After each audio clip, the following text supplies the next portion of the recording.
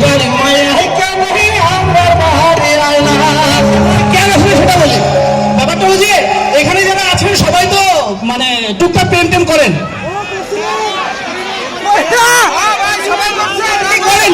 সমস্যা নেই, আজকে সারা সবাই বন্ধু।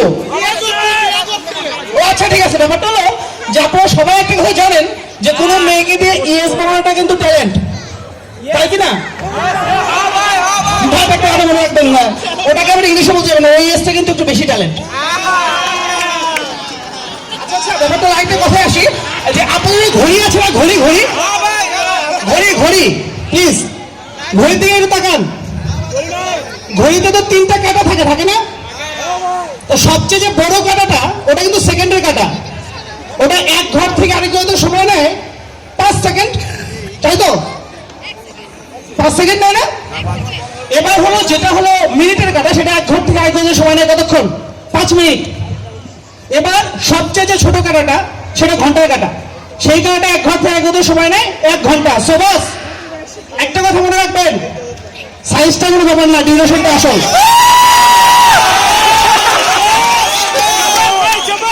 এখানে আরেকটা কথা, ব্যাপারটা হচ্ছে আমি কিন্তু ভালো কথা বলছি, ভালো কথাকে ভালোভাবে নিতে হবে, তাই না? মানে যেমন একটা কবিতা ছিল ছোটবেলায়, মানে আম পাতা জোড়া জোড়া মারবো চাবুক চড়বো ঘোড়া, ওরে বাবু শুনে দ্বারা আসছে আমার পাগলা ঘোড়া, পাগলা ঘোড়া খেপেছে চাবুক ছুঁড়ে মেরেছে। আচ্ছা এই কবিতাটা যার সাথে কবিতা, জাস্ট একবার আমার দিকে তাকান এবং কবিতাটা খেয়াল করেন, আম পাতা জোড়া জোড়া মারবো চাবুক চড়বো ঘোড়া। মানে ব্যাপারটা হলো যে স্কুলের প্রোগ্রাম, আমাদের নিজেদের প্রোগ্রাম, নিজেদের কথা।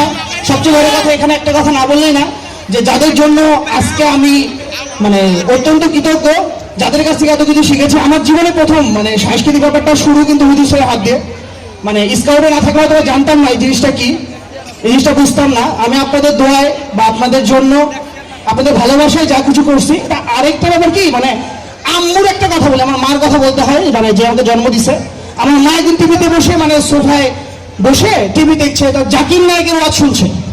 তা আমি চিন্তা করলাম যে জাকির নায়কের ওয়াজ শুনছে, তা আমি দেখি জাকির নায়কের আমার পরিচয় আছে, তার সাথে একদিন আমার কথা হচ্ছে। কথাটা এরকম, যদি কোনো ছেলে স্কুলে আসে এবং মিস করে তবে তার ভুল হবে, আমি বলছি তবে তার ভুল হবে।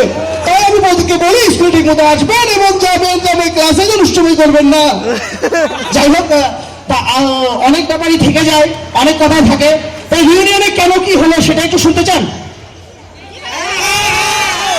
আচ্ছা ব্যাপারটা হলো যে আশার কাছে যদি শিরোনামহীন, তাই না? তা আমরা নিজেই তো শিরোনামহীন, তাহলে কোনো শিরোনাম নেই আমাদের। সেখান থেকে শিরোনামহীন আসছে, আমাদের প্রোগ্রাম হয়েছে, সবার হাতে ছিল।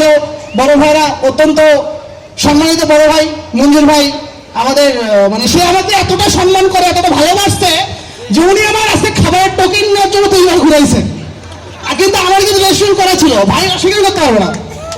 এবার আসি হলো আরো কিছু কথা, মানে ছিল আর কি ব্যাপার, যে আমাদের মানে আরো ব্যাপার ছিল যে নাটক, একটা নাটক হওয়ার কথা ছিল।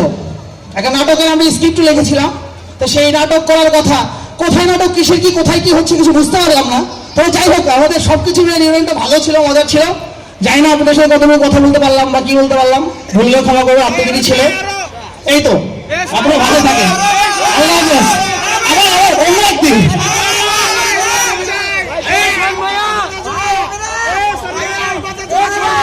আচ্ছা ব্যাপারটা হচ্ছে